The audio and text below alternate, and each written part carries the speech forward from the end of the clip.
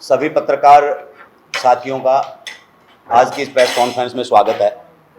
आज की प्रेस वार्ता का जो विषय है वो हमारे बीच में आज भाई राजेश टिटोली है, जिन्होंने बहुजन समाज पार्टी से रोहतक लोकसभा के उम्मीदवार के तौर पर नॉमिनेशन किया था और कल नामांकन वापस लेने की आखिरी तारीख थी। तो कल भाई ने अपना नामांकन वापस लेकर के कांग्रेस पार्टी के प्रत्याशी राज्यसभा सांसद चौधरी दीपेंद्र सिंह हुड्डा जी के समर्थन में कल इनको समर्थन दिया है नामांकन वापस लेने के लिए। तो वो आज हमारे बीच में हैं।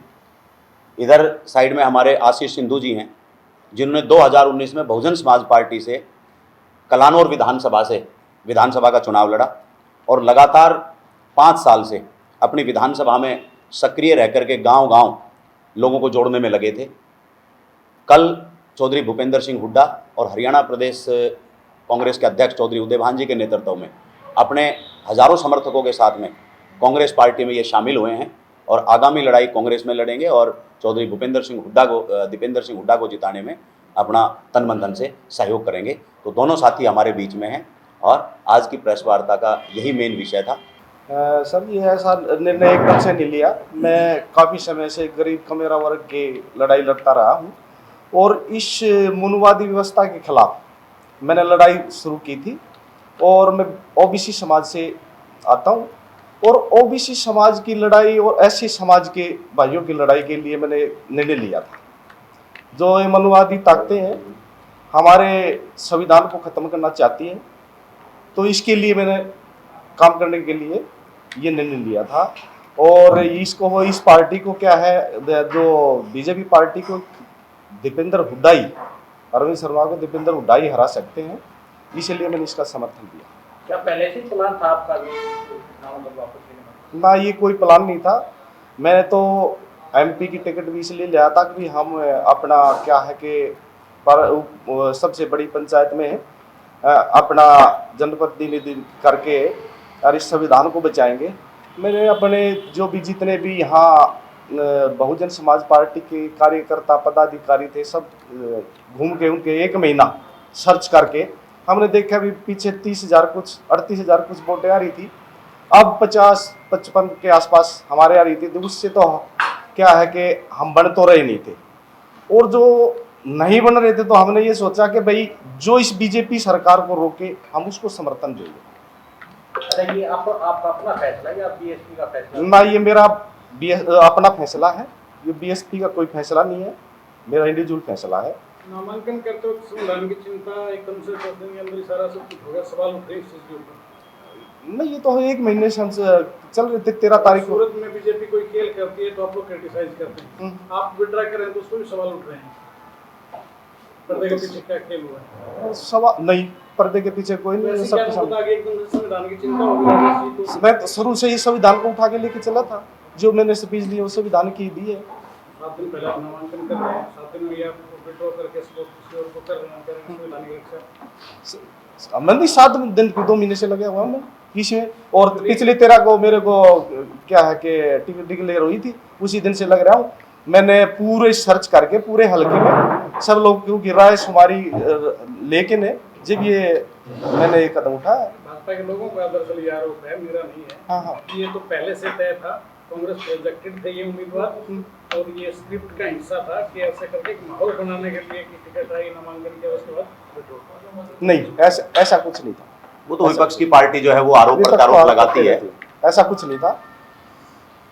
मैंने किया है, पहले काम किया है, कोई नहीं। तो ऐसी कोई जो प्लान बता रहे हैं ऐसा कुछ नहीं था। दीपेंद्र को समर्थन कोई खास वजह ये है कि अरविंद शर्मा को बीजेपी पार्टी को यही हरा रहे हैं, इसलिए मैंने दिया है। हमने तो वो कैंडिडेट चाहिए ना जो इसको हराए और हमारा संविधान बचे। क्योंकि बीजेपी तो बार-बार उनके सांसद कह रहे हैं कि 400 पार हमें इसलिए चाहिए कि हम संविधान को खत्म कर सकें। और बैरागी जी ने खुले शब्दों में ये कहा है कि भाई पूरा 9 की 9 विधानसभाओं में जाकर के बहुजन समाज पार्टी के तमाम कार्यकर्ताओं से जब इन्होंने देखा कि भाई धरातल पर कितना काम है, तो ये मैक्सिमम इन्होंने ये मूल्यांकन किया कि हम 40-45 हज़ार तक हम वोट ले सकते हैं, जो पीछे का भी इतिहास रहा है। 25-30-35 हज़ार तक वोटें आई हैं, तो 50 हज़ार वोट लेकर के तो हम जीत तो हासिल नहीं कर सकते, लेकिन जो मनुवादी ताकतें संविधान को खत्म करना चाहती है उनको कैसे हराया जाए, तो फिर इन्होंने ये पूरा मूल्यांकन करके और इनका अपना फैसला है कि फिर भाई दीपेंद्र सिंह हुड्डा जो है वो यहाँ बीजेपी को हरा सकते हैं, तो उनको समर्थन देना चाहिए। ऐसा कोई षड्यंत्र नहीं है, ऐसा कोई पर्दे के पीछे कुछ नहीं हुआ। और बीजेपी तो सबसे झूठी पार्टी है, वो तो अब हार के लिए बौखला रही है, तो तरह तरह के आरोप तो वो सभी पे लगा रही है। तो ये कोई नई बात नहीं है कि इन पे भी लगाएंगे कि नहीं लगाएंगे, लेकिन जनता के हित में ये है। क्या लगता है समर्थन आपने इनको कर दिया कि जो वोट आप कह रहे हैं कि गलत ना पड़े और एक मुश्त एक जगह चला जाए, क्या जो बसपा का जो एक वोट बैंक मानते हैं आप, क्या वो पूरा शिफ्ट करवा पाएंगे कांग्रेस प्रत्याशी? बिल्कुल बिल्कुल बिल्कुल। तो पूछने का सर का पूछने का मतलब ये है कि आपके समर्थक ही देंगे समर्थन या पूरी बसपा के कार्यकर्ता? बसपा की भी देंगे ना, बसपा के कार्यकर्ता पदाधिकारी हम हैं जी, बसपा का फैसला ही नहीं, कार्यकर्ताओं का फैसला। कार्यकर्ताओं का फैसला है। जो जैसे ही मैं हल्के में घूमा हूँ ना, सबका हमने सबसे सलाह मशवरा करके किया ये अकेला है जी। आरक्षण तो कांग्रेस ने भी जोड़ा था पहले। नहीं, कांग्रेस ने तो आरक्षण देने का काम किया है, तोड़ने का नहीं किया। एयर भी बनाया था उन्होंने, कांग्रेस ने भी बनवा देंगे। नहीं, वो तो ए बी किया, 20 का 20 रखा ना, वो तो 20 का 20 रखा, उस वर्ग के अंदर 10-10% दिया, लेकिन 20 का 19 नहीं किया कांग्रेस ने।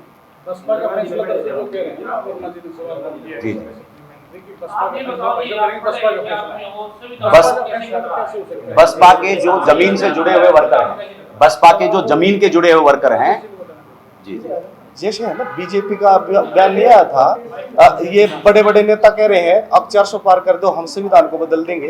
ये तो सभी ने नॉलेज है, हर कार्यकर्ता को पता है इन चीजों का। जी आप ये बताओ कि संविधान को कैसे खतरा है, कैसे छेड़छाड़ हो सकती है संविधान में? एक बात बताओ, इनके बड़े बड़े नेता हैं, मंचों से कह रहे हैं, तो आप ये कैसे कह सकते हो? मैं अकेला कह सकता हूँ, ये बात तो आप भी कहते हैं। नाम बताइए किसी नेता ने ऐसा कहा कि जो आनंद हेगड़े ने आप भीमराव अम्बेडकर का जो संविधान बनाया संविधान उसके साथ छेड़छाड़ है। संविधान तो बाबा साहब ने बना रखा है, संविधान तो और किसी ने तुम हेमंत हेगड़े ने जो कर्नाटक में था, उसने हेमंत हेगड़े नहीं बोला क्या सरेआम आपके सरेआम? ये कहा 400 पार कर दो, संविधान को बदल देंगे, कौन सा संविधान? बाबा साहब के संविधान को।